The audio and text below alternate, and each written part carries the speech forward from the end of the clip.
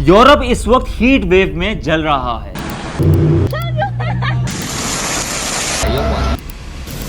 Europe में temperature 35 से 38 degree के ऊपर जा चुके हैं, जबकि इंडिया और पाकिस्तान साइड पे ये टेम्परेचर नॉर्मल ही समझा जाता है। लेकिन यूरोप के लिए ये बहुत सीवियर होता है, क्योंकि वहां का सिस्टम इस हीट के लिए बना ही नहीं है। रिपोर्ट के मुताबिक वहां बहुत सारे घरों में तो एसी तक नहीं होते, क्योंकि नॉर्मली उनके यहाँ टेम्परेचर इतना हाई जाता ही नहीं। अक्सर मौसम ठंडा हवादार होता है, वहाँ के घर लकड़ी के बने होते हैं और ऐसे बने होते हैं कि जो सर्दी में गर्म रह सकें, मगर इस तेज़ गर्मी में वही घर तंदूर बन गए हैं।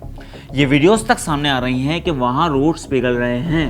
फ्रांस और यूके में जून के महीने का रिकॉर्ड ब्रेकिंग टेम्परेचर्स नोट किए गए हैं। इसीलिए मैं कह रहा हूँ कि यूरोप जल रहा है।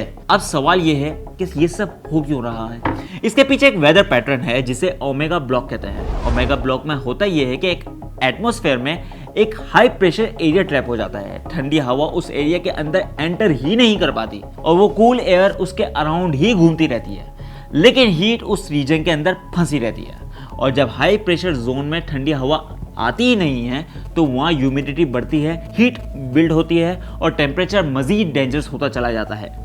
एग्जैक्टली यही यूरोप के साथ हो रहा है। और एक और इम्पोर्टेंट बात, यूरोप दुनिया का सबसे फास्ट वार्मिंग कॉन्टिनेंट बन चुका है।